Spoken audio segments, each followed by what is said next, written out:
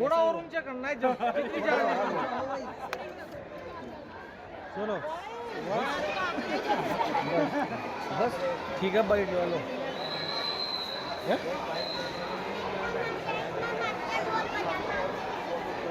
Sir तैयारी में ऐसा कोई स्पेशल फॉर्मेट नहीं था। एनसीईआरटी ही बेसिस पे एनसीईआरटी को ही थोड़ी गो थ्रू करके 3 या 4 बार रीड करके उसके बाद क्वेश्चन प्रैक्टिस में मेन फोकस रहता था कि जैसे प्रीवियस ईयर क्वेश्चंस हो गए या कोई सैम्पल क्वेश्चंस हो गए उनसे, ताकि ये पता चल जाए कि प्रैक्टिस लर्निंग में कितना ग्रिप हुआ है, कितना रहता है। तो चैप्टर वाइज प्रैक्टिस करके उसके बाद अगर कोई पॉइंट वीक है, कोई टॉपिक वीक है, तो उसको दोबारा पढ़ के दोबारा टेस्ट किया।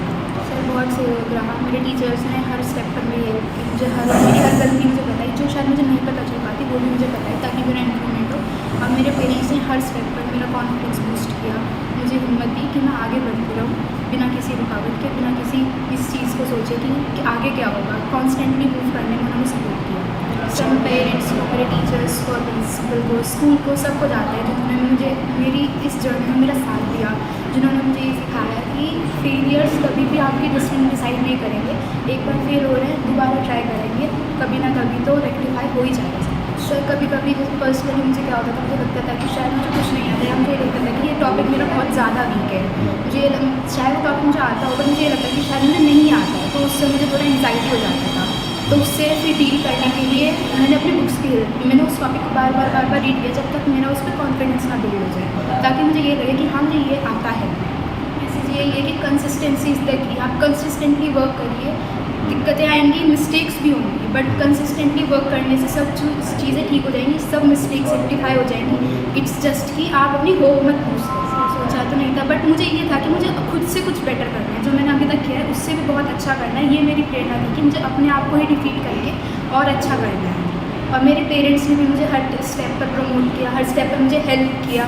प्रिंसिपल मैम ने मुझे इतना सपोर्ट किया, इतना बूस्ट किया मेरे कॉन्फिडेंस को, सब ने मुझे इतनी हेल्प की, इससे मुझे प्रेरणा आई इस तरह की चीज़ करने की। मेरा एम सिविल सर्विसेज ज्वाइन करने का एज एन IAS। बहुत अच्छा लग रहा है, बहुत खुशी है, सारी मेहनत सफल हो गई है। बच्चों के साथ तो माँ बाप का पूरा संघर्ष होता है, लेकिन जब अगर संघर्ष इस तरह से सफल हो जाए तो संघर्ष की सारा फल मिल जाता है। जब हमने मेहनत की है बच्चों के साथ तो हमारी सफल हो गई। नॉर्मली मतलब 4-5 घंटे पढ़ती थी, अपने मन से पढ़ती थी, मुझे कहना नहीं पड़ता था इसको पढ़ने के लिए। जब इसको पढ़ना होता था तो खुद रात को भी उठ के पढ़ने बैठ जाती थी। नहीं इतना तो माँ को कहना ही पड़ता है कि पढ़ लो बच्चों, बेटा पढ़ लो, लेकिन पढ़ लेती थी। मुझे बहुत ज़्यादा एफर्ट्स नहीं लगाने पड़ते इसके साथ। उम्मीद तो थी अपनी बेटे बच्चों को, पता तो हर पेरेंट्स को होता है। तो 10th में भी इसने टॉप किया था सेंट फ्रांसिस में।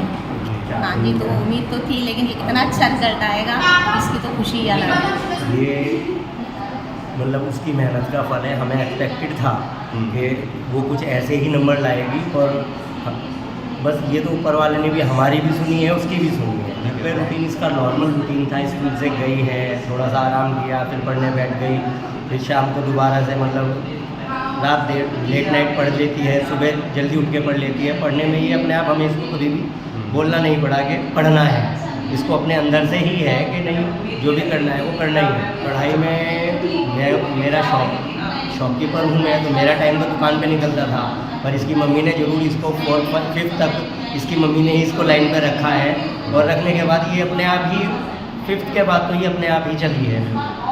और ये यहाँ तक है अपने टीचरों की मेहनत से है, अपनी मेहनत से है, खुद की सर्विसेज के लिए ये बोल रही है। हमने तो इसको 10th के बाद बोला था PCM ले लो, इंजीनियरिंग लाइन चुन लो, पर इसने तभी कह दिया था कि नहीं मेरे को सिविल सर्विसेज में ही जाना है।